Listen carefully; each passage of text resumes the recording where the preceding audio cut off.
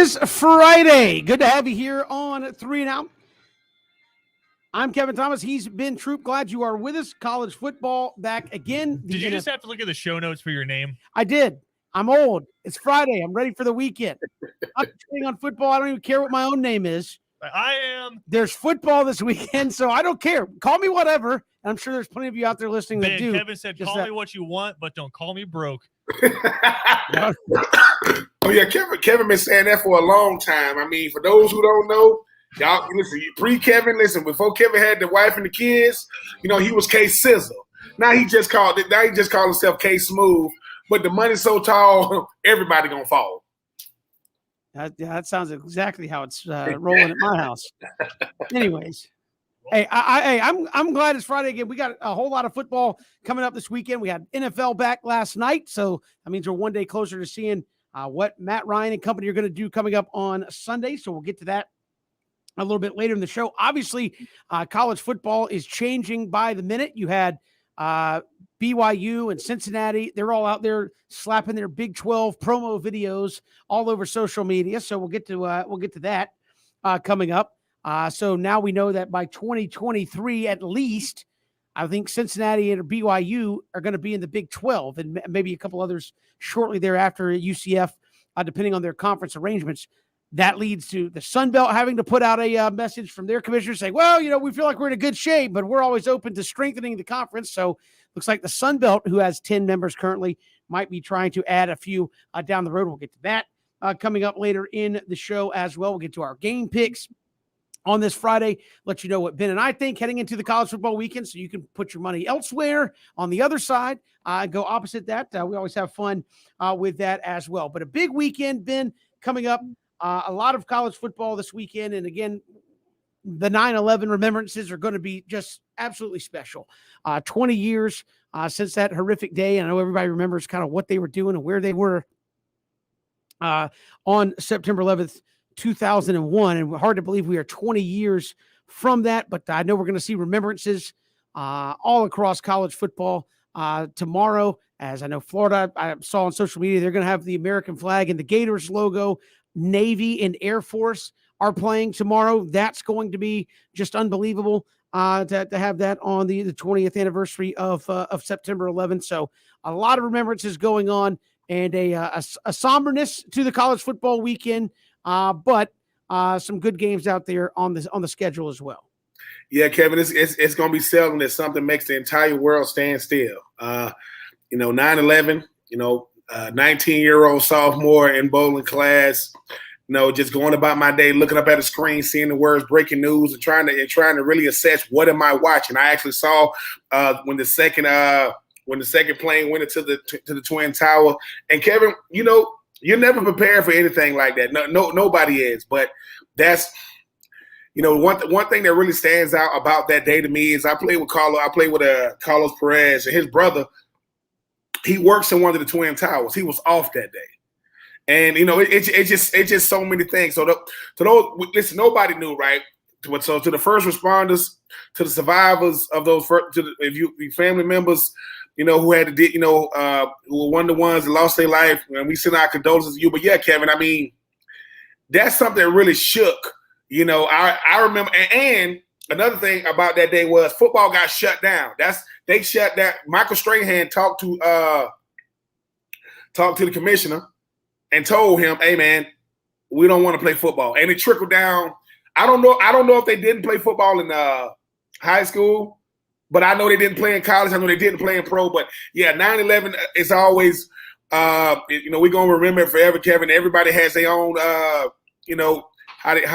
they felt about what happened, how they was affected by it. But yeah, we will never, ever, ever forget 9/11, and especially to those who was lost, to the first responders.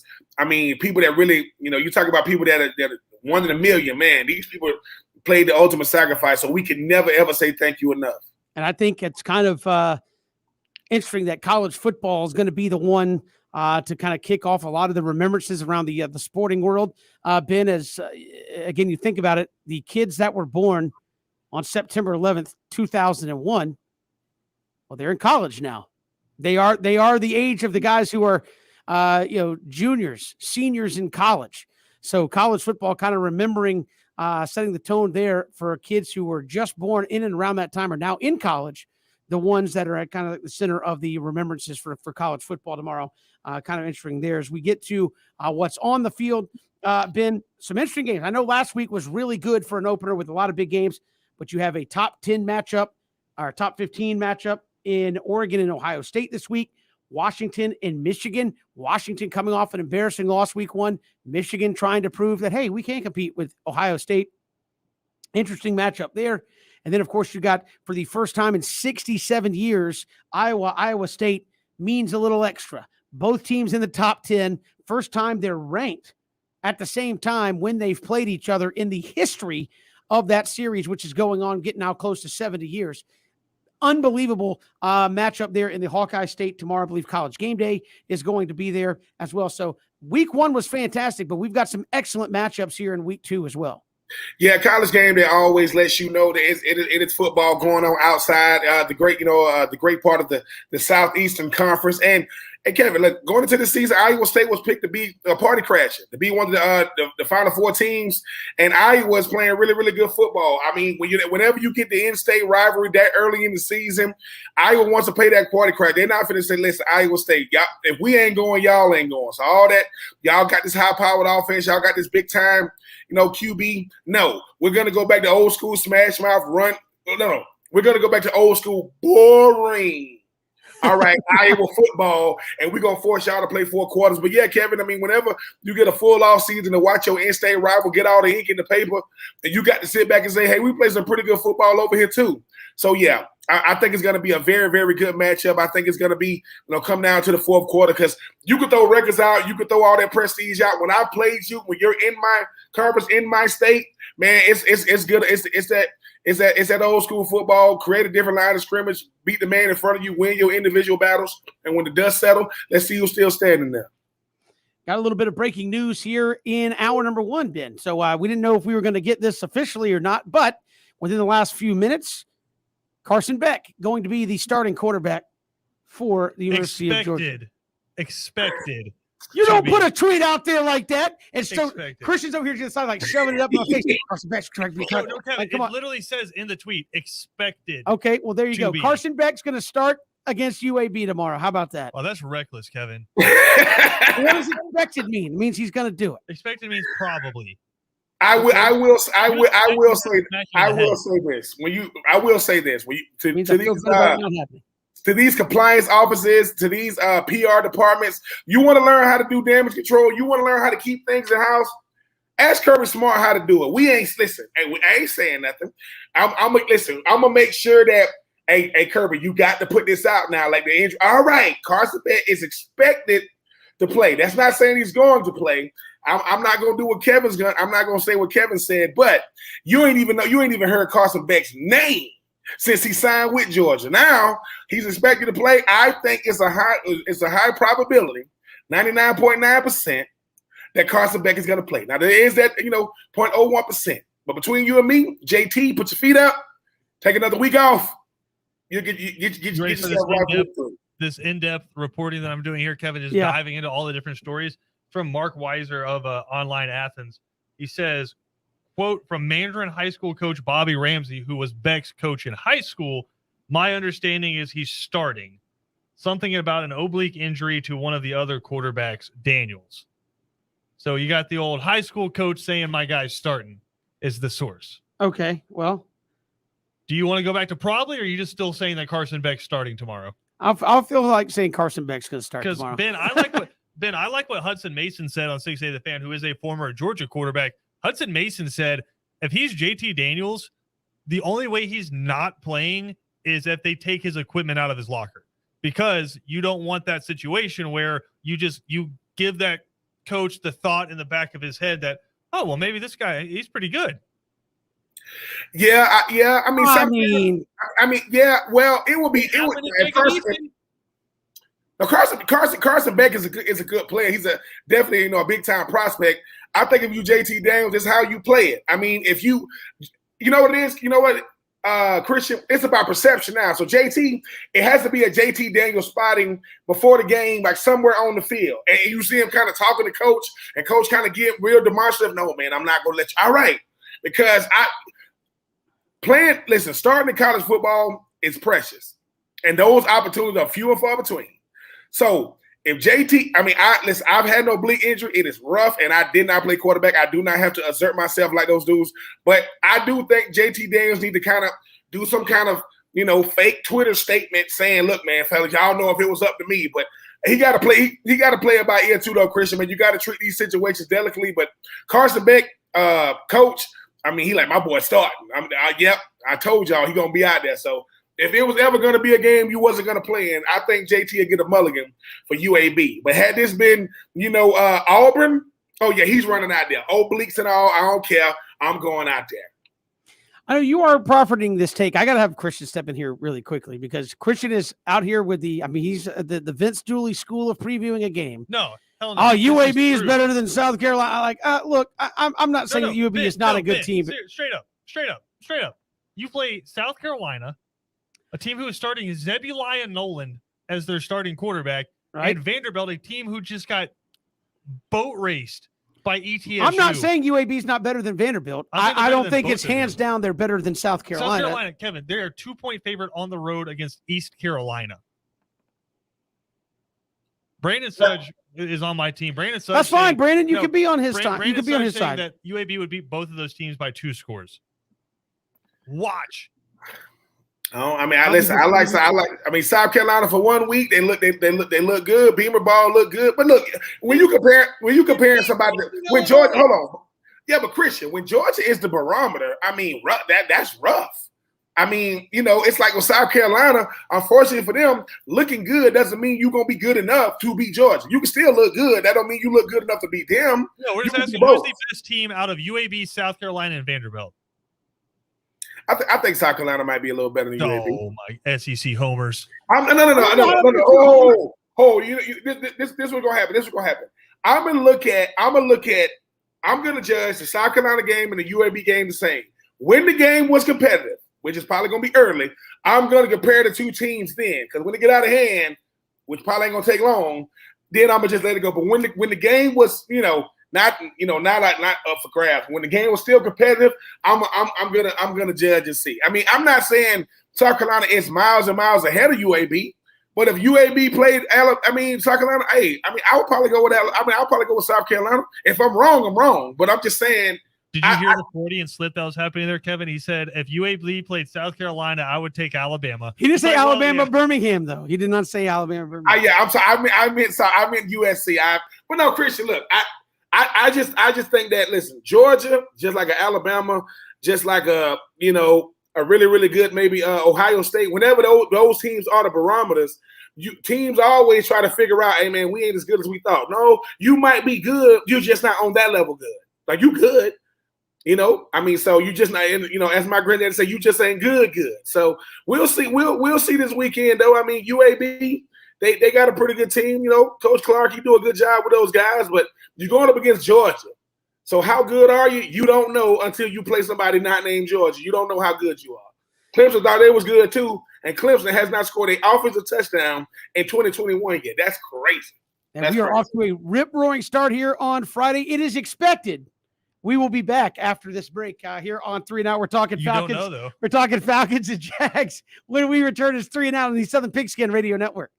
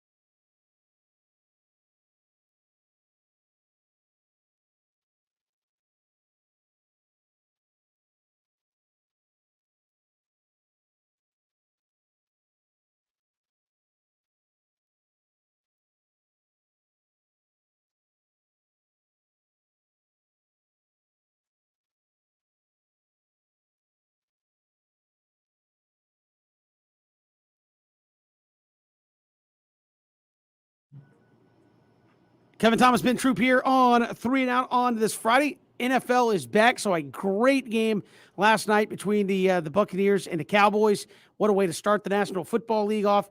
Now you got the Falcons. Jags started off on Sunday afternoon. Falcons and the Eagles. Ben, what are you feeling here? 3:20 on Friday. We've talked to a number of folks around the Falcons. He said, look, Arthur Smith's just doing his thing, man. He knows what's best for this team, and what's best for this team was not a whole lot of PT for your stars into preseason. I mean, I don't think it has to be 100% crisp, but you better not look like a clunking trailer going down the road on offense, not able to get out of your own way if that's how you're going to run the preseason in your first year. Again, if this was Arthur Smith year 3, 4, 5, and you didn't have a lot, fine, whatever.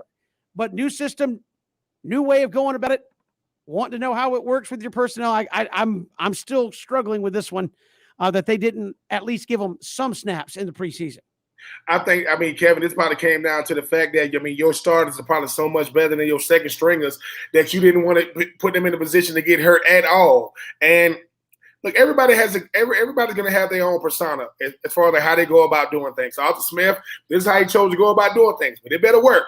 See, it used to be the guy that came before you was so bad, people going to give you a mulligan. They can't wait. Well, no.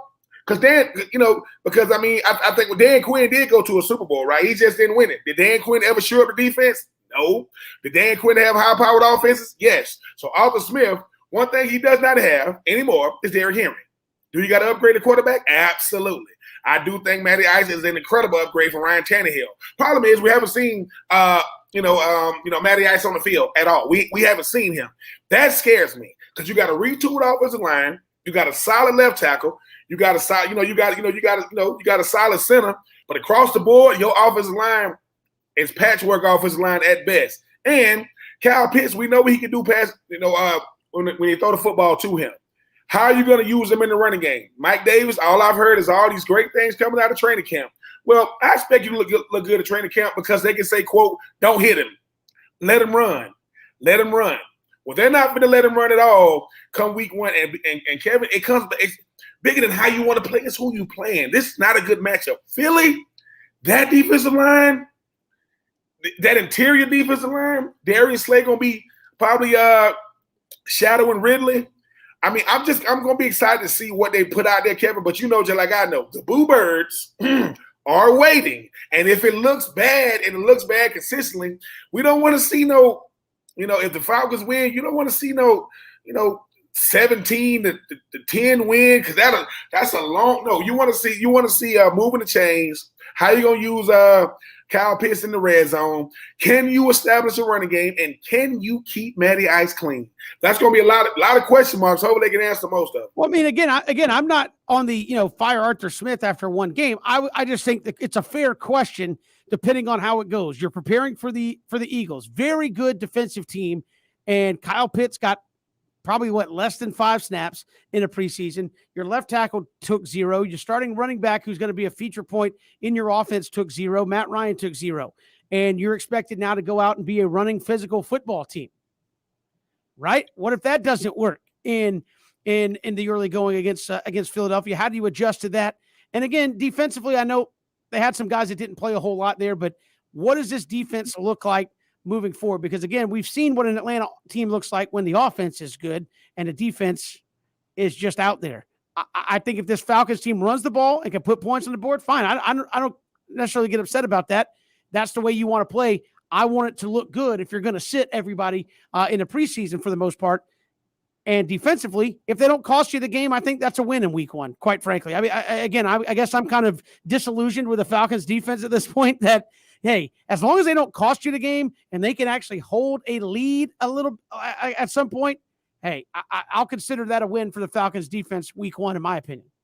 I think A.J. Terrell is primed to have an incredible second year in the NFL. I mean, from all the reports I've heard, D. Orlando and those guys saying he's way more patient at the line, not really playing real frantic. Can Deion Jones get back to who he was when he was trying to get a big contract? Grady Jarrett is Grady Jarrett. Dante Fowler, they pay you to sack the quarterback. They pay you to get consistent pressure on the quarterback. That front four, they're gonna have to earn their money this year because you might have to drop 7. With this division, Kevin, you saw last night. I mean, Ezekiel Elliott and Leonard Fournette, they want to wear number 80. Maybe they can get the rock because they just throwing the ball around now. So if you Atlanta's defense, can you get some turnovers? Can you get off the field on third down? And can you force a guy like Jalen Hurts into some mistakes? Very, very, short passing windows and things of that nature. Just get back to playing football. You got somebody on each end. AJ Terrell, yeah, I get it. Year 2. Come on, Debo. Come on, Grady Jarrett. Come on, Dante Fowler, because you got some young guys in that back end that's going to need that front four to get consistent pressure because DBs are not meant to cover anywhere. Anything close to 4 seconds does not bode well for any DB. I don't even care if your name is Jalen Ramsey.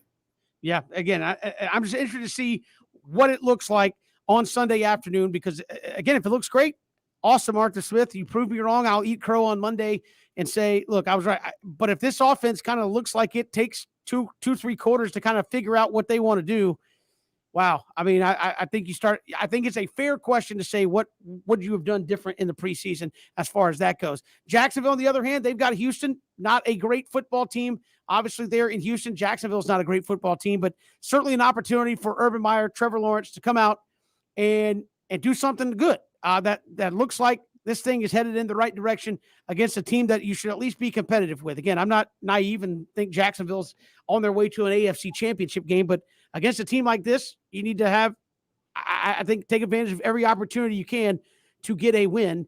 And we'll see if Urban Meyer can do that. As you said, what's the totality of the scheme going to look like now that it matters with Urban Meyer and Trevor Lawrence? I think that's going to be at least a fun watch because, as you've said a number of times, man, look, Trevor Lawrence might look good in his 1 or 2 drives in the preseason the last time out.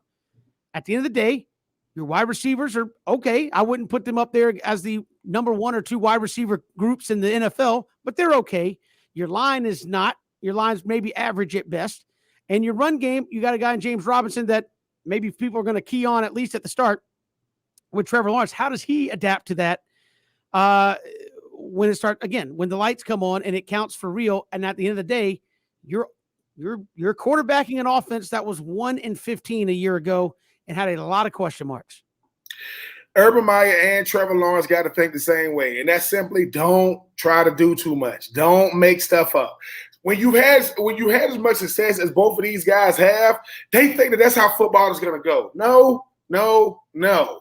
Like Trevor Lawrence is that dude. Never lost a regular season game. I don't think he's ever lost a regular season game in high school either. This kid does not lose very many. But the problem is he's always had the benefit of being on the best team too, not just being the best player. Urban Meyer at Florida, some pretty good teams. Ohio State, some pretty good teams. That's over with. You're going to earn every snap. You're going to earn every dollar. So as long as they don't try to do too much, this is what gets you in trouble. Trevor goes, look, man, I can fit that ball in there. Well, throw it. Pick. You're not going to fit that ball in there. Throwing windows in the NFL are very, very small. Urban Meyer, Kevin, something you talked about, before the show. He's a gadget type guy. Sometimes it's not that you should get away from that. It's when you call it. Call a play like that. I mean, look, you didn't have nothing to do with the 1-15, but without going 1-15, you're not the head coach, and Trevor's not the quarterback. So y'all benefited from an atrocious team last year. But that's the problem. Your consolation prize for being the best player in college football is winning the Heisman, going number 1 overall, and going to a bad team. So Trevor Lawrence, I do think he's going to show some flashes. But Kevin, it's like with anything. The best pitchers in the world got to understand that people are gonna hit home runs off of them. How do you respond when you hit home runs off of you? If you're Trevor Lawrence, you're gonna make some mistakes. How do you respond? And if you Urban Meyer, look, man, when you wake up in the morning, don't eat no eggs, don't eat no toast, don't drink no orange juice. Take a humble pie and eat the whole thing. Just eat the whole thing. It don't supposed to taste good to you. Because the more you can humble yourself, the better coach you're gonna be. Because sometimes Urban think, hey man, we got him right. We in Jacksonville. No. You in the worst division, but you also on the worst team. record wise. You got a 21-year-old as your starting quarterback. Your average age is 25. You got Clavon Chason, who he ain't sniffed the quarterback. That's your starting left defensive end. I'm just saying, they're gonna go through some growing pains. But if Trevor Lawrence just go out there and not try to do too much, Kevin, they got good a shot as in to beat the Texans. Now, weeks 2, 3, and 4, that's gonna be a little different. But let's just go out there and see, like, how this thing look for your NFL debut. It starts with the first one, and again, I think Trevor Lawrence will have a solid debut. Again, is it a disastrous debut? Probably depends on how the Jags defense plays and how much they have to throw to stay in the ball game. But we shall see. I think this is a good matchup for him week 1 with Houston. We've got so much more to come here on 3 and Out. We'll talk some college football, the SEC with a big weekend, the Sun Belt. What is on their plate in terms of not just on the field, but obviously with all the expansion talk, they are now at least making statements about their strength as a conference. So we'll get to that coming up in hour number 2 as well. But we'll look at the week that's coming up here in the ACC, maybe a bounce back weekend for them. It's 3 and Out on the Southern Pigskin Radio Network.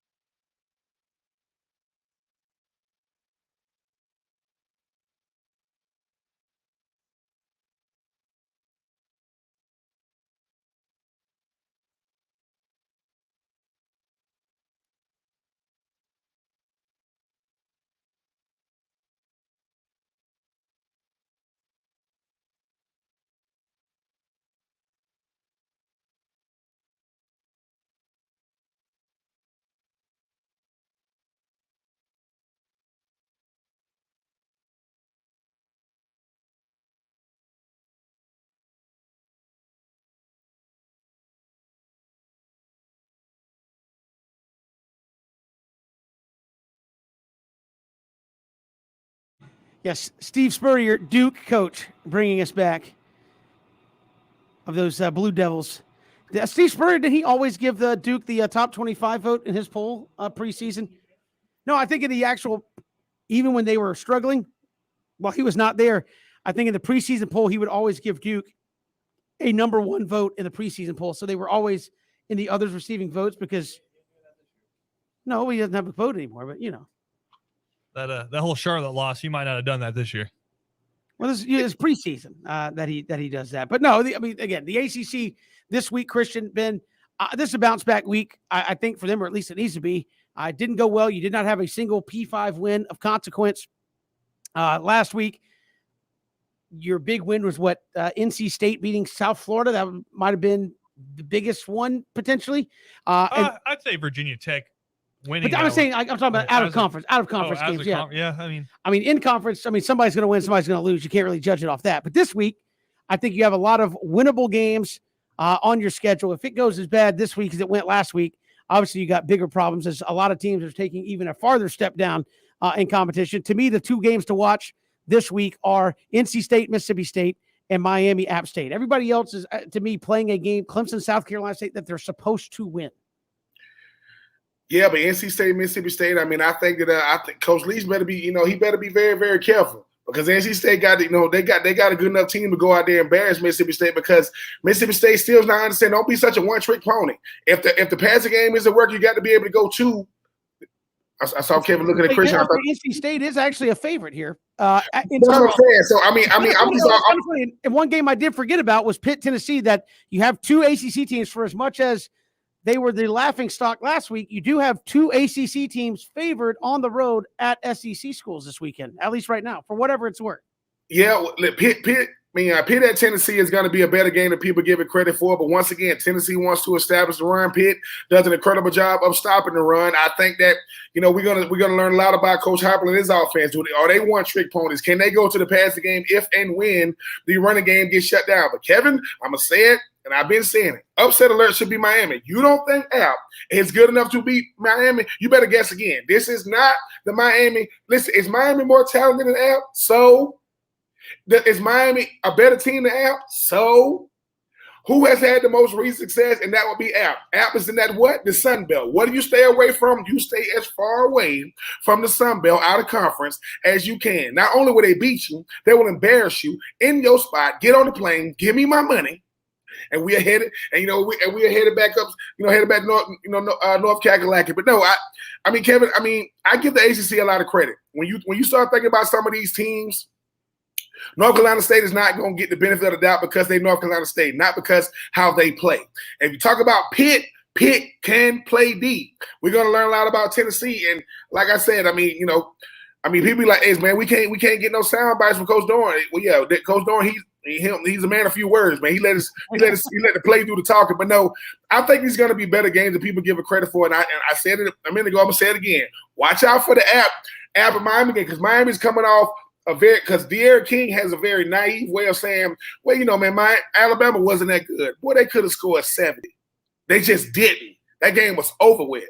But don't have that letdown game against App because App is good enough to beat most teams in any conference, not named Georgia, not named Alabama, not named Ohio State, maybe Oklahoma, and Clemson. Outside of that, App, they can stand up by any team in the country.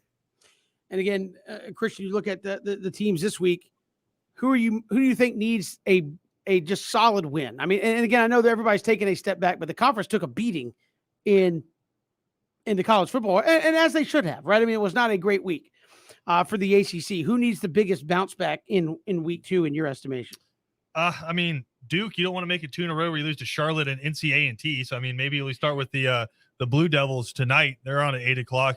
I think there's a few teams that you're really looking at here. I think Georgia Tech, we were just talking in the break kind of jokingly, Kevin, but Kennesaw State's coming to town. They're a playoff team, and they run the flex bone triple option.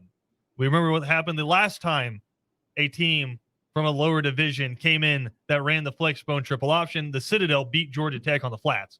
So I think Georgia Tech needs a big bounce back week. And then you want to see Clemson's offense get going, but that Miami App State game, Miami was like, all right, we're going to play Alabama. We're probably going to get trounced, so we can come home and have a get-right game against who?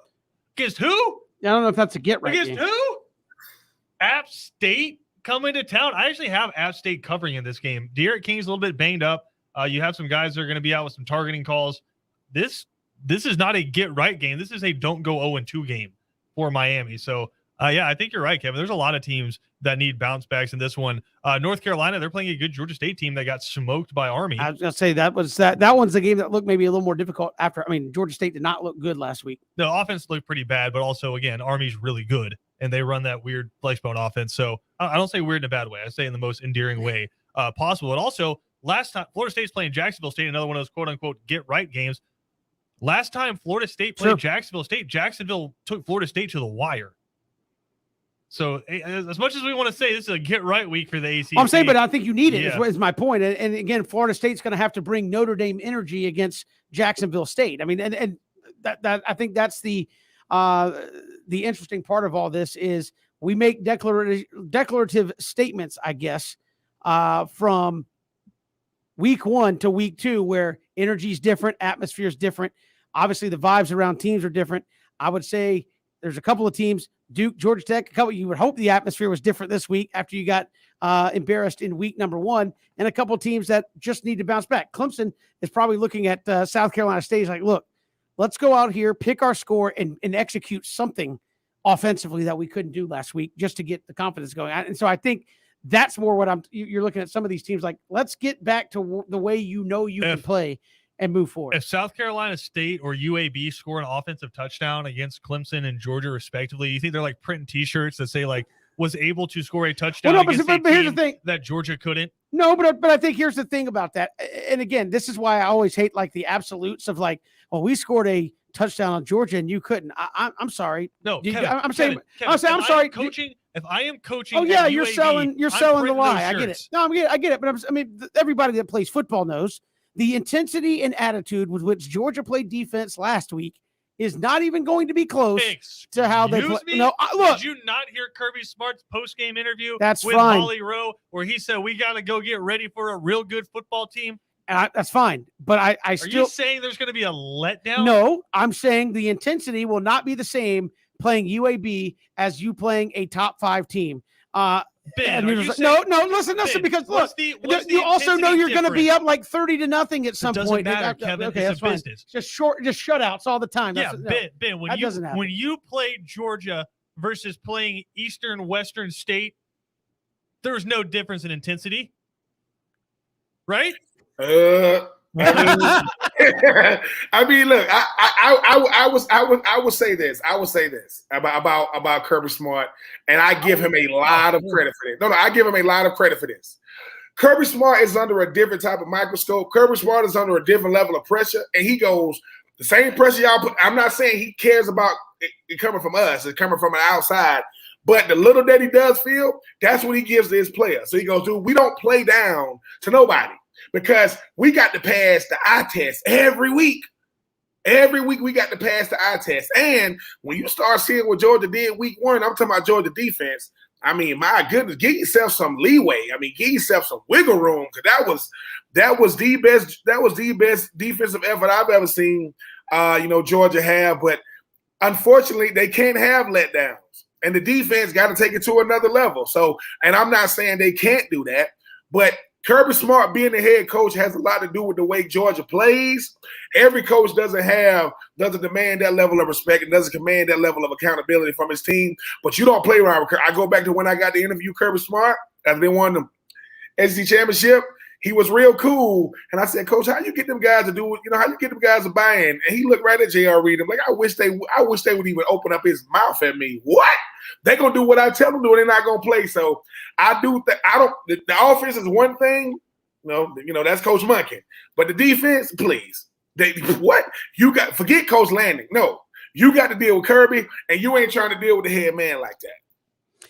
Again, big weekend of college football coming up. They're all huge. But again, after the high of week 1, I think week 2 is still going to have a very good mix of quality football games for you to consume out there this weekend. We still got so much to get to here on the show. Braves looked exciting last night. They like hitting the homer.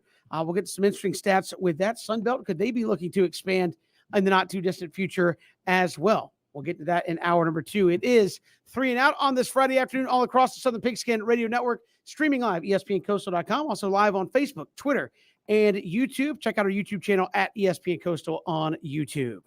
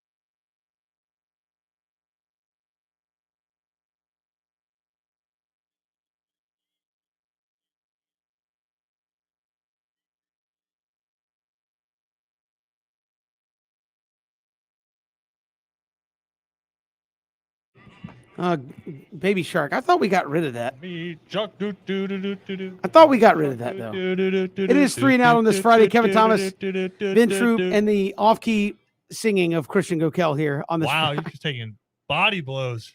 Why not? Why not? It's Friday. Got to have fun with. Oh, man. How long is that song? In all honesty, like that could be like a 30-second song and just be done with it. Or it could be like a 5-hour song. It's the worst song ever made. I will say that. Oh my goodness. Tell me a song that's worse than that. There's some country songs out right now that are much worse than that. I don't know. I mean, Applebee song. No, but that has an annoyance factor like 100 times. No, like about Ben, how many Applebee's commercials did you get into before you wanted to put a brick through your TV? Oh man, oh yeah, Applebee's do get on your nerve. It's almost like they had like a monopoly on like every channel though. Like you couldn't get away from it. And next thing you know, I like listen. I like the reason why I like Baby Shark is because Kevin can't stand. Like Kevin's like, look, man, like I like it because it got the whole world doing the Gator Chomp. I mean, for real talk. If he had never reacted when we played Baby Shark, we would have never played it again. It's bad to steal a line from Ben. Whoever wrote that song needs to be slapped in the face with baby powder. And maybe no. So Kevin, this thing. So Kevin, you had a random event and somebody says, "Hey man, you the dude that invented Baby Shark. Do you reach your?"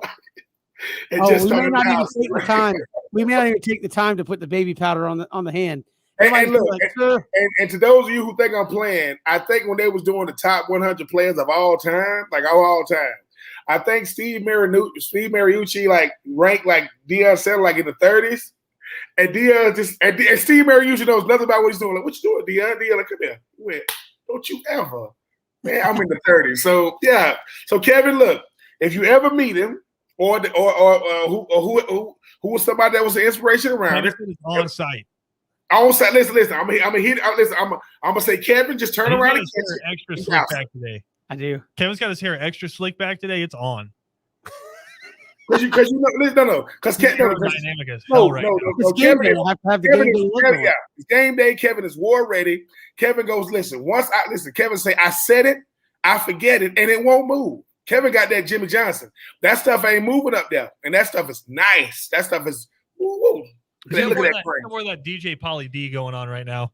Jimmy Johnson, Pat Riley, just a few of the inspirations. Like Kevin could ride on Johnson right now, and not a hair is moving. In a convertible, drop top down, nothing's moving. It's probably true. So somebody driving next to Kevin going, how do you do it? It's hereditary. It's hereditary. Hereditary. Yeah, hereditary. Exactly. And also a lot of chemicals. Yeah, I will say I got very lucky. My family on my mom's side are all follically challenged. I didn't get that gene, thankfully. Not yet. No. I think I'm good. I think I'm good at this point. Not me. Like my mom's brothers, they were all bald by the time they were like 30, 31. So I'm well past that. I think I've made it past you're just going to be bald. I think I'm good too. Chris, you good. Out of all the guys in my family, I mean, my dad has hair, I have hair, my nephews have hair, and after that, we look like a whole bunch of milk duds walking around. It's a lot of shiny heads walking around. I'm just saying, man. There are some people you see at a young age, like, man, you have a nice head of hair, and then you see the hereditary line coming. You're like, oh no, Ben, leave Lucas out of this. No. I'm just gonna say, I'm trying to spare your brother more punishment here on the show. We got more to come here on 3 and Out. Lucas 912-342-7184. Also, Benedictine and North Oconee. Christian and I will have the call coming your way starting at 7:00 with the pregame coverage. We'll come back. Hour number 2 right around the corner. Take 3, looking at the Sun Belt expansion and more here on 3 and Out.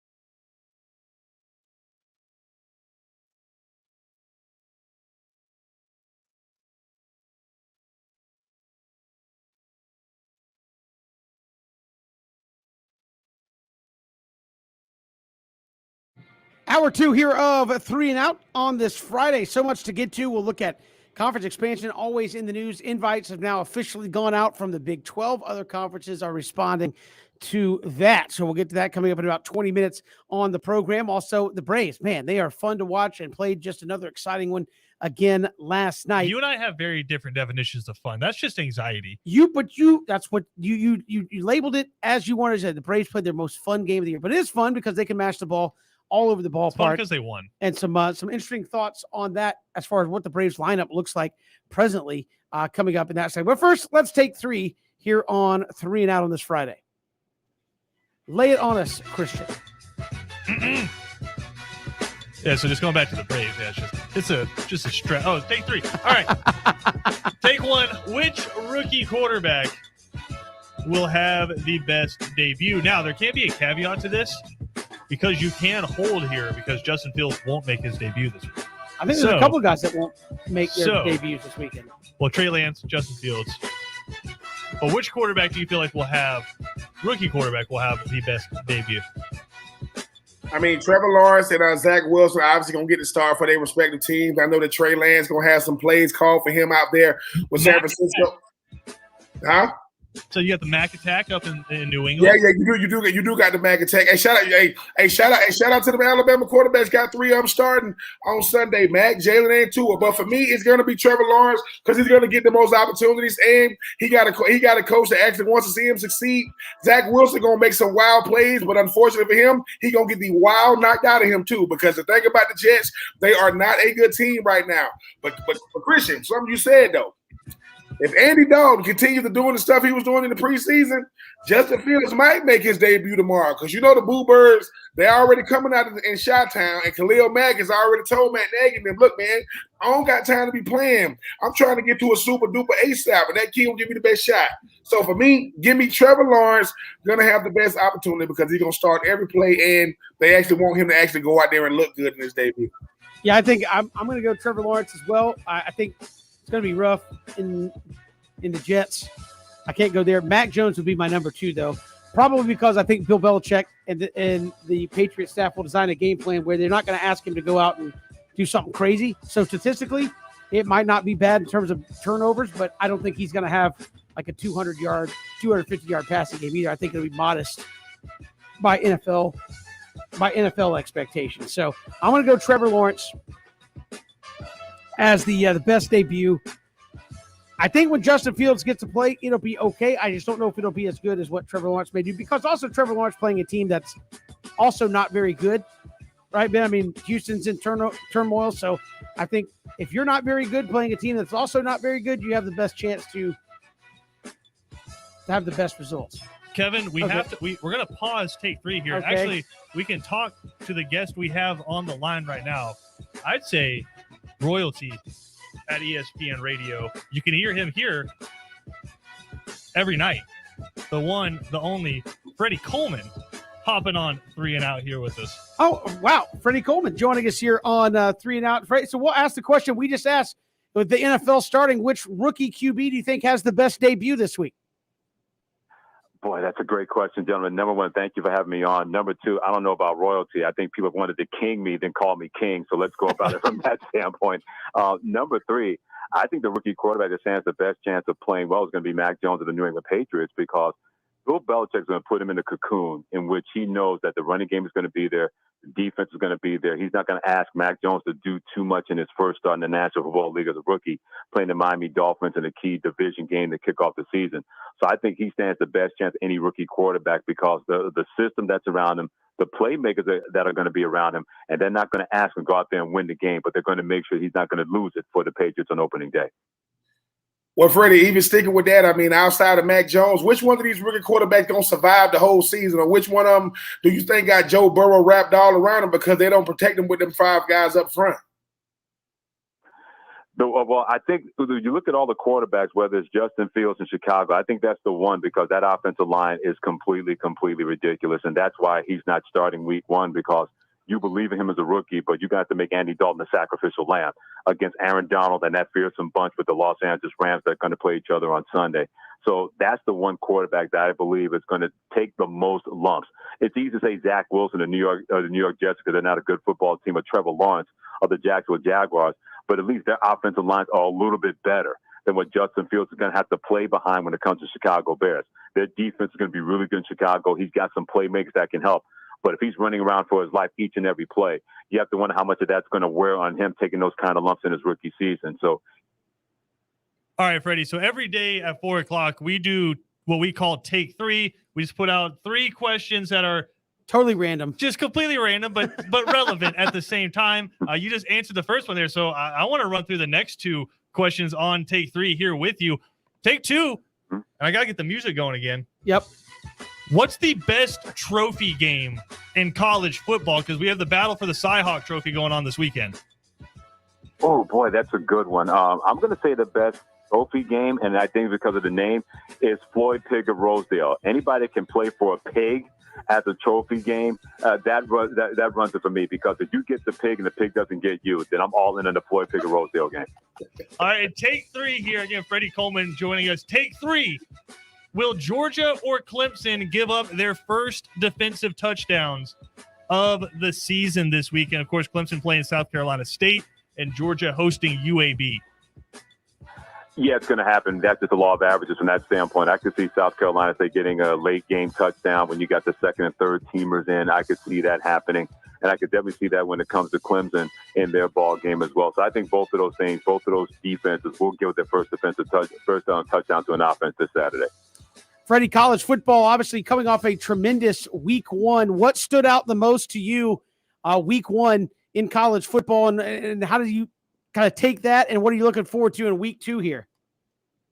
The 2 things that stood out to me. Number one, Alabama midseason form in week 1. How does Nick Saban continue to do that where everybody else is easing into their season, and they put up a 41-burger on Miami? So that was the one thing that jumped out to me, number 1. And I think number 2, we might have to keep a better eye on the Pac-12 than we got out SEC by UCLA. USC, I think, is going to be pretty good with Keaton Slovis as their quarterback. Arizona State should be a pretty good team. Keep an eye on Utah as well. And Oregon's got a major matchup going on the road against Ohio State. If they're able to win that ball game on the road in Columbus, we may look at the Pac-12 just a little bit differently in terms of competing for a spot in the playoff. And Freddie, I mean, I know it's only one game, but when you look at what's going on right now or not going on right now with LSU, should Coach Orgeron be feeling the pressure, especially coming off a 5-5 season last year? Hasn't really been the same team since that 2019 national championship team. You know how it goes down in LSU, guys, in certain football pockets, that if you're not playing well to the fan base, or the fan base is not happy with you, they will make a lot of noise. And it wasn't that far ago that they won a national championship. I don't know if people expected this to be a constant thing in LSU when you lose so many dudes in the NFL that they've lost over the last couple of years. But if you're going to go on the road and beat a UCLA, you got to be a better team. And they look sloppy tackling. They didn't work in any kind of really rhythm on offense. That is something Ed Orgeron better fix, because in the SEC West, Ole Miss is going to be good. Mississippi State's going to be improved. We know about Alabama. Texas A&M may be the second best team in the conference, not named Georgia. If you're not able to fix that, it's going to be a long season in that part on the side of the SEC West when it comes to LSU and Ed Orgeron. Freddie, we were starving for college football to start, maybe more so than any year in recent memory, just because of the weird year we had last year, no fans in the stands. Just we were so ready for this college football season. So with that, it's really easy to overreact from things that happened with week 1. For you, when you're watching, you're hearing people lose their minds about certain things. What are a couple of those things from week 1 where you're like, all right, we need to take a step back and realize this isn't necessarily what we think it is? Yeah, Clemson fans thinking their team's in trouble. I mean, Georgia's defense is really good, and they got after their quarterback. So that was an overreaction. I looked at that and said, okay, let's just chill with that. Clemson's in the ACC. Nobody's really going to challenge them. They're going to be fine. That was that overreaction. I also thought another overreaction was in terms of what happened with Ohio State and Minnesota and C.J. Stroud. The overreaction happened early on, but the moment was too big for him. Then he throws 4 touchdown passes in the second half. Now they're saying he's a Heisman Trophy front runner and stuff like that. C.J. Stroud is good, and he's going to run a bunch of Oregon players that are really good on defense, whether Kayvon Thibodeau plays or not, who may be the best player in college football. So those are 2 overreactions that jumped out to me that I said, okay, I get it. It's week 1. You're passionate about your football team, but there's still 11 weeks to go where those 2 teams either right that wrong or make sure that wrong does not continue on a consistent level when it comes to C.J. Stroud, the quarterback at Ohio State. Freddie Coleman, ESPN Radio, joining us here on 3 and Out. And Freddie, obviously leading into the season, a lot of talk about realignment as Texas and Oklahoma said they were going to the SEC. Now you got the Big 12 officially sending out their invites to put their conference back. We see some of the lesser conferences, Sun Belt, talking about maybe they're going to expand. Where does this all kind of end up at the end of the day? And is 14 a number these other teams are going to go to? They're going to try to match the SEC. How much of this perceived alliance out there is actually, a good thing? I mean, where do you think this realignment leaves us when it's all said and done? To a lot of people trying to make up for a lot of money that they lost last year, because that's where this is coming from. That's why Texas and Oklahoma, who had everything they wanted and then from the Big 12, and they knew they could make more money in the SEC. So what were they going to do? They were going to go there. That's why the alliance got together. They want to protect themselves against the SEC. That's why the Big 12 poached 3 teams from the AAC and BYU no longer independent. I also wonder, with all of this going on, at a certain point, what do you do, for example, if you're Notre Dame? Because more than ever before, they may have to think about joining a conference. Maybe they join the Big Ten. Maybe they join the ACC, because they're in the ACC in every sport except football. All you got to do, guys, to find out where this is going is follow the money line. Trying to affect. If you're Conference USA, you got to be worried about other conferences poaching your team. If you're the Mountain West Conference, the same thing. So if you follow the money line, that is going to solve a lot of problems maybe, but give you a lot of answers to questions that are still out there when it comes to potential realignment that is going to continue to happen in college football. And Freddie, I know that the Pac-12 has come out and said that they want nothing to really do with the realignment or the alliance. They want to kind of get the Pac-12 kind of on that path that they was headed toward before you even started talking about realignment. But what hurts the Pac-12 more? The fact that the SEC just added Texas, Oklahoma, or the fact that DJU, JT Daniels, and Bryce Young are all from California and they all play in the SEC? Oh, the second one, because you can't allow SEC teams or ACC teams to go into your backyard, especially when it comes to the quarterback position, whether they transfer out of their program, to leave their home states and go somewhere else. You got to do a better job, you're the Pac-12, to keep those top-flight quarterbacks on your side of the country.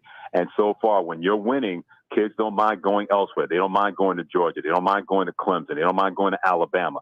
When you start winning and being a national player in the National Football Playoff, when it comes to college football playoff, then you're going to stop seeing that exodus. But until that happens, plenty of kids know if I go somewhere else, if I go to Ohio State or somewhere colder, I'm going to win and make my chances improve to get to the National Football League than staying on the West Coast and playing in the Pac-12, which is not lining up along the same lines as the Big Ten, the SEC, and the ACC, especially when it comes to the quarterback position. Freddie Coleman joining us here on 3 and Out. And finally, Freddie, after everything that's happened week 1 and I guess week 0 a couple weeks ago in college football, all this discussion aside, has anybody got the goods to put a scare into Alabama at this point? It should be Texas A&M, because Jimbo Fisher, he believes he has that kind of team, especially on defense. But until I actually see it, guys, then I'm just going to say that Alabama is over here and everybody else is over there. What did Dabo Sweeney call them? It's Alabama, and the rest of y'all, the ROTYs. Right now, there are more ROTYs that may not be able to not just beat them. Texas A&M should be able to do it. Freddie, Alabama's just playing on a different level. That program's in a different galaxy, and they're still miles ahead of other programs trying to catch up. Freddie Coleman, our guest here on 3 and Out. You can hear him here on ESPN Radio every night. Freddie, we appreciate the time. Thanks so much. My pleasure, guys. Have a good weekend and take care. Will do. Freddie Coleman, always a pleasure chatting with him here on the show. As again, college football just rolling right along. You just never know who's going to pop in That's to true. take 3, man. He specifically wanted to take 3 with us here on the show, so we let that happen. Y'all want to finish it up? Yeah, go ahead. Finish it up. Segment? Yeah, go ahead. No, go ahead. Just do it now. Oh, we're doing it now? Yeah, let's go ahead and do it now. Oh, man. I don't even remember what the question was. Bleep it. We'll do it live. Yeah, we'll do it. Right we'll here. do it now. Ask us question 2, whatever it was. Sheesh. This is like a fever dream. All right, take 2. Best rookie game in college football. The Egg Bowl. I mean, bottom line. I mean, it's got. Hold on. You got the golden egg, but this is the thing, though, Christian. Bigger than the golden egg, which is beautiful. It is genuine. They don't like each other. I was with the Raiders. One guy played for Ole Miss. The other guy played for Mississippi State. The guy from Ole Miss tells the guy from Mississippi State, he goes, I ain't even gonna ask you what your grades look like, because that's why you wouldn't. Hey, listen, it was crazy. It's almost like they saying, dude, they said you didn't go to Mississippi State because you didn't get recruited by Ole Miss. You get to Mississippi State because you couldn't get into Ole Miss. So get out of there. So yes, they do not like each other. A golden egg. Let's get right, man. This egg bowl all day. There's a lot of good stuff that people trade, swap around. I mean, remember that UConn, Central Florida, whatever. No, I'm just kidding. They made that up. But no, to me, my favorite one, I don't really care so much about the game, but it is a cool trophy to play for, and that's Paul Bunyan's axe. I believe it's what, Minnesota and Wisconsin? I mean, it's a giant axe that, I'm guessing it's dulled on each side. Doesn't look like it is, but it's just a giant axe that they play for each and every year. And it's, then you got players after the game running around, holding it over their heads like, well, this isn't a hazard at all. But Paul Bunyan's axe is a good one. There's a bunch of ones. There's another one's the old oaken bucket. What is that? Like Wisconsin plays for like 5 or 6 different trophies every year. You got the little brown jug is Minnesota and Michigan for that one. But I gotta look at this one. I didn't know this before today doing research. How about the Fremont Cannon between Nevada and UNLV? They literally play for a cannon. Nice. And it's not like a cannon like trophy that's like trophy size. It's an actual cannon. It's an actual cannon. They get to bring the cannon in the locker room, which could be problematic. Yeah. But, I think Duke and North Carolina play for a huge bill. It's got wheels that rolls around and you like spin the hand crank. I also like SMU and TCU play for the cast iron skillet, just the old iron skillet. Hey, I like that. Okay. Those nice traditions going on. All right, take 3. Will Georgia or Clemson give up their first defensive touchdown of the year this weekend, or both? I would go both, and I'm not even trying to take something out of what Freddie said. I mean, and Christian, you can attest to this. The reason why both are going to give one up, one, because they know they ain't gonna come to get collectively and say, "Hey, dude, listen. The quicker we give up a touchdown, the quicker they'll calm down a little bit." Like, because we've shown how great we can be, but sometimes a great defense will make an average offense play better.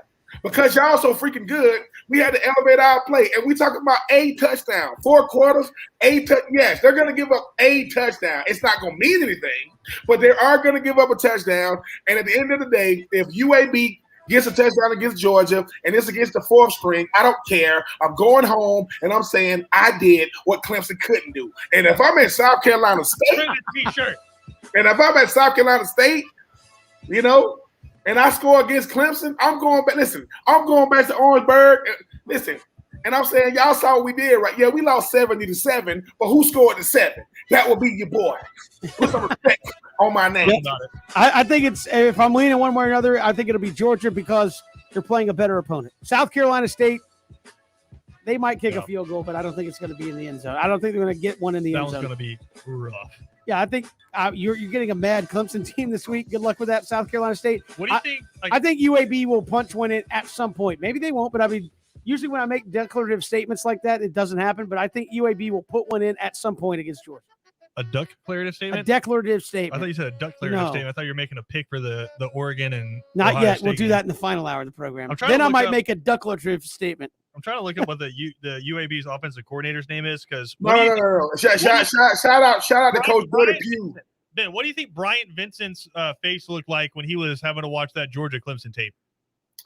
He was trying to hope the technology mess up so he didn't have to watch it. Like, man, this clicker ain't working, man. No, you know what's crazy? No, there's an easy answer to that, Ben. I'm just focused on us. No. Here it is. You know how you know how the first thing you do if you the OC, they go, hey man, what? It said that Clemson rushed for 2 yards. Like, why don't y'all give me the real stats? That's it. They rushed for 2. Wait. Clemson rushed for 2 yards? Yeah. I got to go in here and act like we got a shot against it. Oh, my freaking God. They rushed for 2 yards? Friday, right? So, I mean, perfect for a Friday Night Lights quote. You know, when it comes to the sideline of the state championship, he's like, I already told you what's happening. He's like, well, they're big, they're fast, they're mean, and they're big, they cheat, and they're fast. He's like, you said that. Like, I feel like that's what the UAB offensive line are going to be saying on Saturday. It very well could be. That's Take 3. We do it every day at this time. We'll come back. Much more to come here. 3 and Out on the Southern Pigskin Radio Network.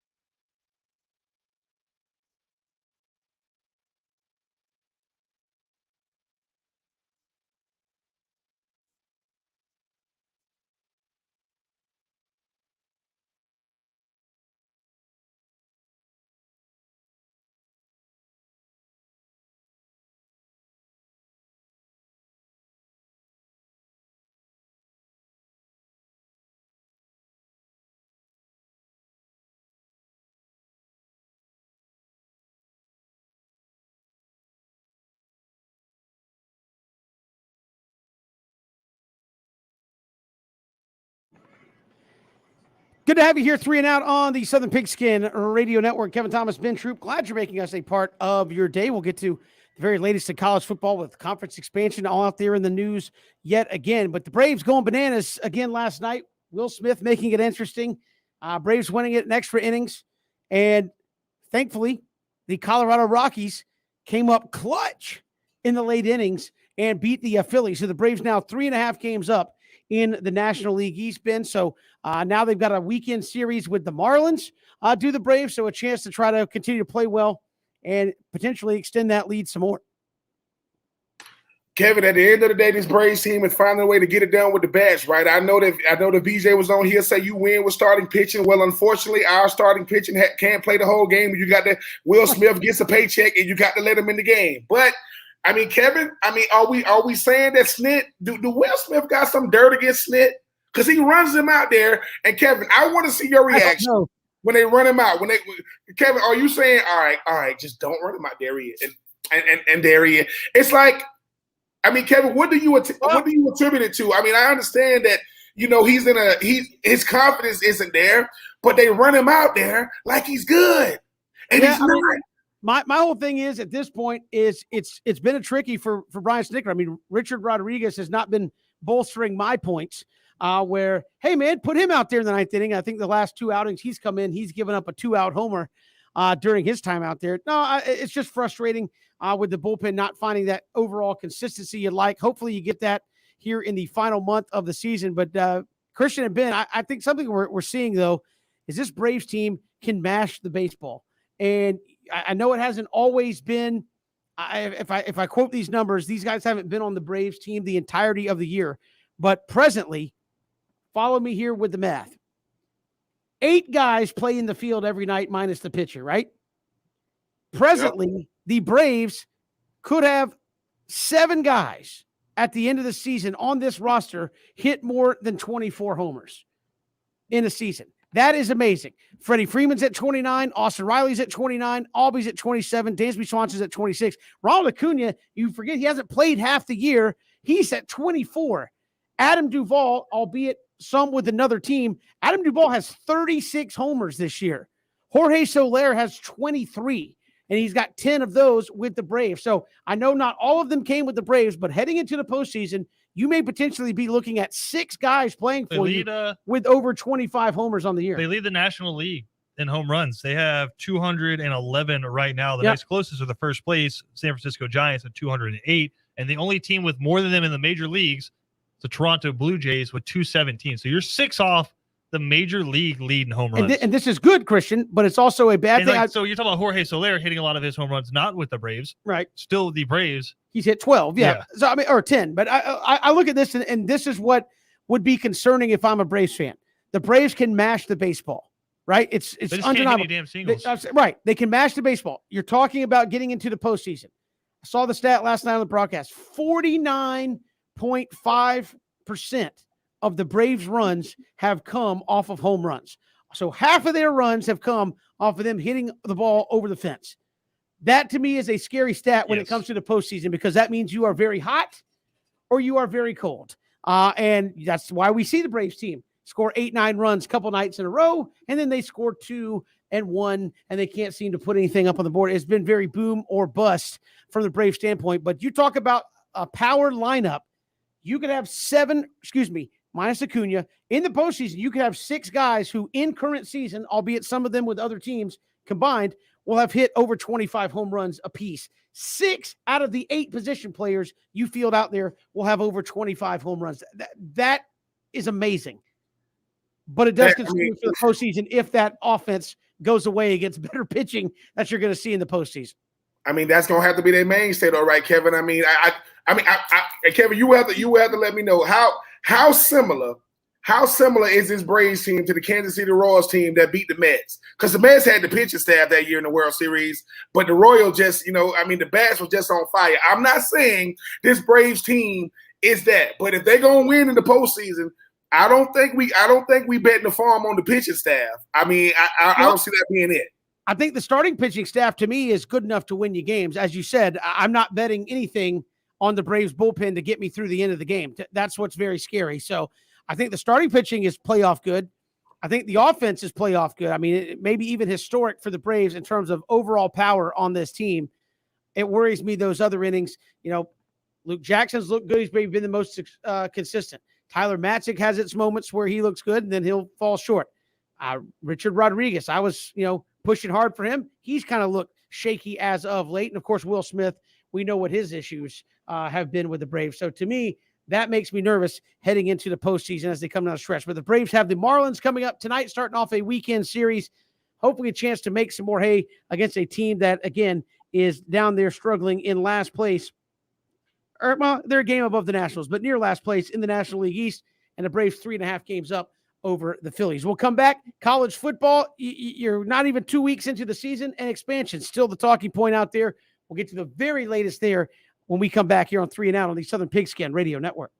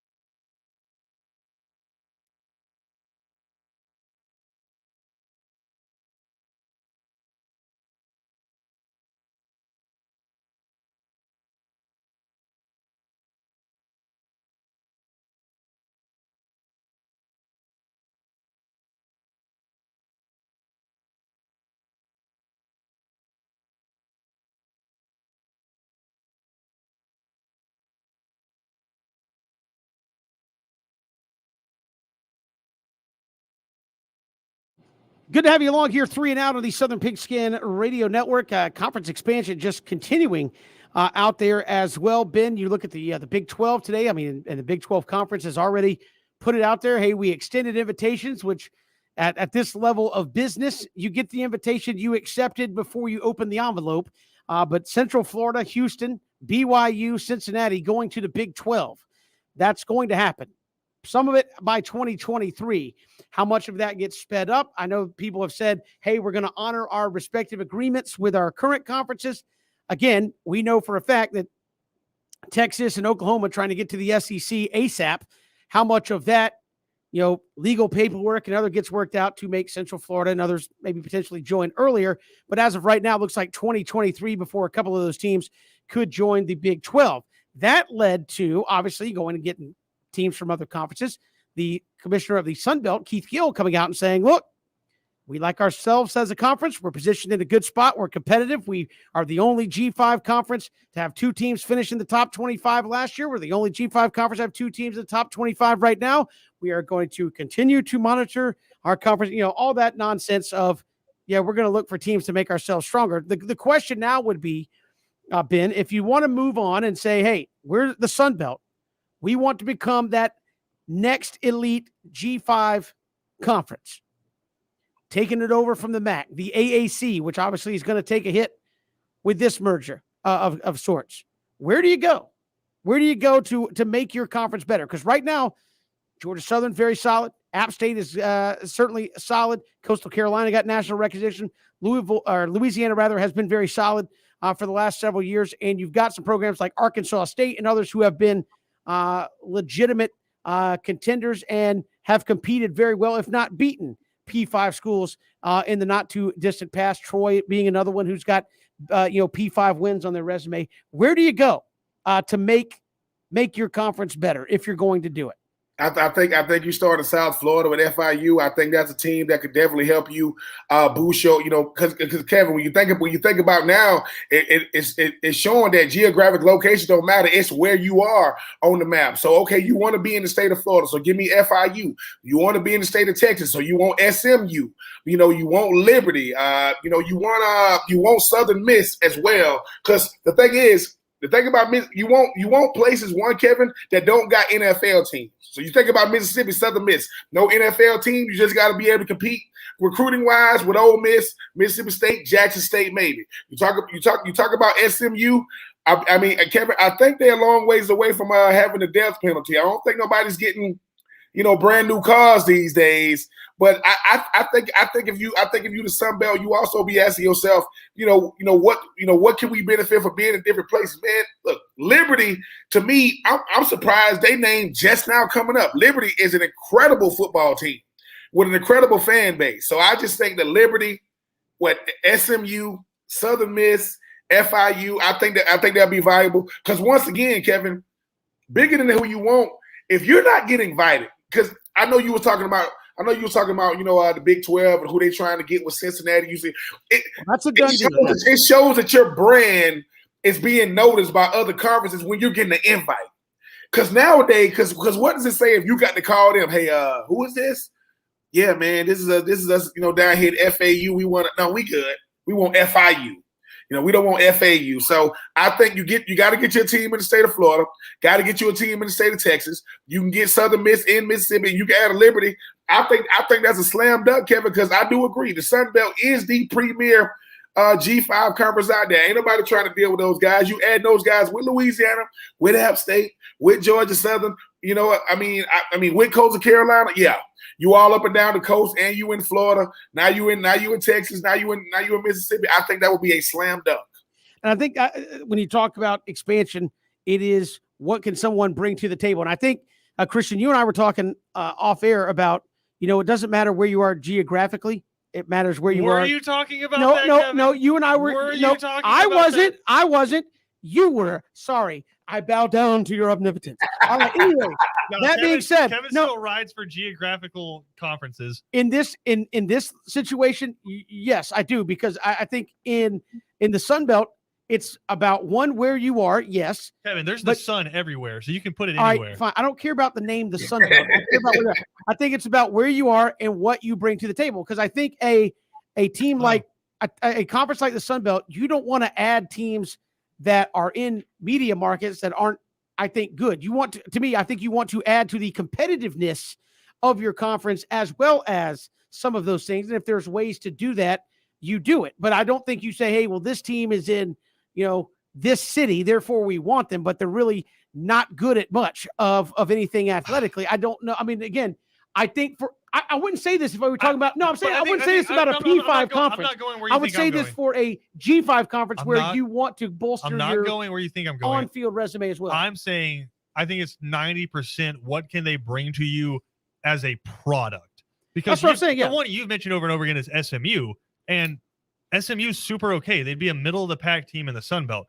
I would rather have Liberty come in and be a part of my conference, because I think with the proliferation, French fry. I didn't know you were going to bring me in here. Proliferation of college football through streaming, right? ESPN Plus has, like, it used to be, you either have, like, if Georgia was playing UAB in years past, you would have had to buy a pay-per-view or just listen to it on the radio. Now if you $4.99 a month, and you can watch all the college football you want, right? With that, I don't think it inherently matters as much how big the quote-unquote media market is. I mean, think about the schools we talk about as the biggest schools. Ben, outside of the University of Florida. Well, I'm not looking at it as a media market. Outside of the University of Florida, what's in Gainesville? Steve Spurrier, new grill. New sports grill. I think it's bigger for the Sun Belt to go get a team that makes football better in the Sun Belt versus looking for a media market or looking for something that makes sense geographically. But I will say this, though. I do think in the Sun Belt, it matters more how much you have to travel than for Power 5 conference, because that money's real when you have to travel across the country. But my point kind of with the Sun Belt, and again, I'm not in charge of it. I understand your points certainly on that, is I think you have a multi-levered layered kind of situation there where if you're the SEC, it's a pure money grab. Who expands the bottom line? No problem with that. I think for a conference like the Sun Belt, you want to expand your footprint a little bit and bring in teams that actually bring something to the table. I think if you can do both, that's great. To me, I say SMU. Why? Because of Dallas. Not necessarily because I think SMU would be a special point in that case. You get Dallas. What's in Dallas? An awful lot of football players that might be attracted to playing in your league because we have a home game every couple of years there in Texas, maybe two games to Texas State and Dallas. It gives you that in terms of a recruiting ground in Texas that I think would help the conference. Liberty, I agree. Even that I don't think matters so much anymore, man. I think it's like because of Huddle and because of the way the internet has completely changed recruiting, I don't think recruiting base inherently matters anymore. I think it does matter when you're talking about you versus the SEC, which is why Texas can say, hey, we were starting to get our butts kicked by Texas A&M because they're looking at those TV games where it's, I can play at Texas and maybe 3-4 games a year are going to be nationally televised versus the SEC for the most part. Every game, Georgia's playing UAB, they're on ESPN2 this weekend, right? Every game you play in the SEC is going to be national televised. But at the Sun Belt level, at that G5 level, I don't think recruiting bases is quite that big. I don't think Georgia Southern recruits Texas any better because they play SMU. Again, that theory's never been tested. Do they recruit Alabama better because they have a couple of teams from out? Who knows? I'm just saying, I think Southern Miss to me is a program that has a lot of potential, not just in football, but other levels as well. And it gives you How much did Brett Favre pay you to ride for Southern Nothing. Miss? I'm just saying, but it gives you a new state. Did he pay you in copperware? Yes, 100%. But it gives you a new state that you had nothing to do with, really, right? So I think that just adds more to the bottom line. FIU would be. I think FIU was in the Sun Belt at one point. Could you get him to come back? I don't know. But again, you currently have no teams in the state of Florida, which is crazy. I think with the Sun Belt, Christian and Kevin, I think they got to do both. Like, you got to be able to get teams to do both. Like they might not do it. They might not do it together. Liberty gives you that credibility from a football standpoint. Liberty is a good freaking team.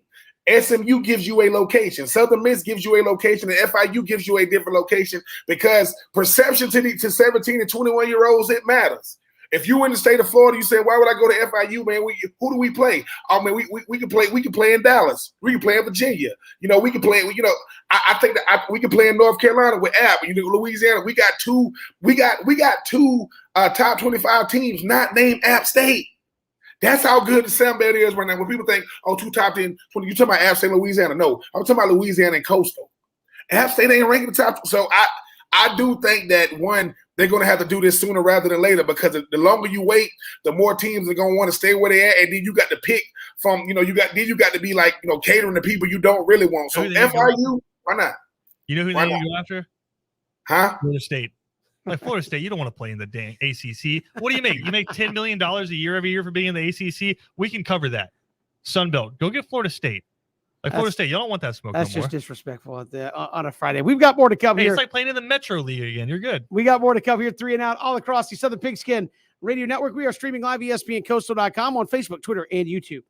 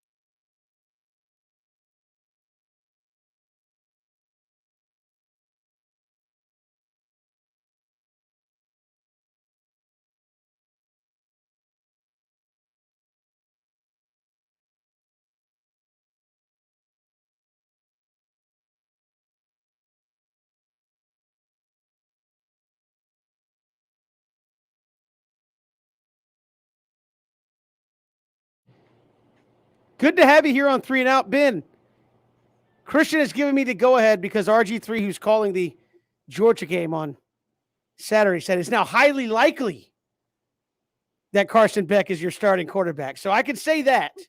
We've gone from expected, possibly, maybe, highly likely, Carson Beck going to start. Unless they put a U in, unless they put U in front of likely, I'm gonna go with highly probable. So yes, I mean, listen, I don't know why they trying to protect. Did Carson Beck do something to somebody? Like, Christian, what's going on? Like, it's a possibility. It's a high probability. It's highly likely. I mean, I'm saying, is it a 50% chance of rain? Are you a meteorologist? Are you telling me who's gonna play? Like, is he gonna play or not? Jesus, it's one game. Kirby Smart is just looking at his SID is going, so I don't have to tell him? They're like, nah. And he's like, all right, cool. I'm not telling him then. Well, just do like everybody else. I think, wasn't it NC State and South Florida? South Florida's like, no, we're not putting out a depth chart. And so NC State's like, fine, we're not either. And as a matter of fact, we're not going to do it at all the whole season. Those guys are so edgy. No, I'm saying, but it's becoming more and more commonplace where teams don't put out the depth chart and tell you who's starting. They're like, well, if they're not doing it, I'm not doing it. Yeah, because who could use that to do their jobs better except maybe, like the people who cover your game and keep people's eyeballs on it. But, hey. I'm just telling you. Bleep them, right? I'm just telling you that's the way it's going. I mean, come on. Listen. I've never heard so many adjectives used for a young man in my life. Highly probable, highly favorable. No, I was talking about Dave Doran. I hope you're listening because this is ridiculous. We go to SEC Media Days. We go to ACC Media Days. And what does every coach say when they go up there to give their little spiel? They're like, listen, before I get out of here, I want to say thank you to everyone in this room because without you guys, without y'all developing the interest in our sport, we wouldn't be standing here right now. So, every single person here in this room, I want to say thank you. Fast forward a month. Oh, Dave Doran loves doing it. Don't ask me about a quarterback. I'm not going to answer any of your damn questions. These questions are stupid as hell. I'm Dan Mullen. Did one quarterback controversy? What are you talking about? Quarterbacks clearly look better than my other quarterback? Absolutely. Cole Kubelik, did you just ask me a perfectly respectable question? Sure. But I'm going to roll my eyes and freak out like a 12-year-old because I'm Dan Mullen. Get out of here. No. You do make up a great point, Christian. I mean, with all this talk about how these coaches always want these players to be able to stand up there and deal with it, you can't even tell us. You can't even answer a question. And when people say, "Hey, man, don't take it personal," how does a coach take it personal? Say, "Hey, coach, man, who's your quarterback?" What'd you say? What? Whoa. So not only am I not supposed to ask questions I'm not asking questions for me. I'm asking questions for the viewing public that get to.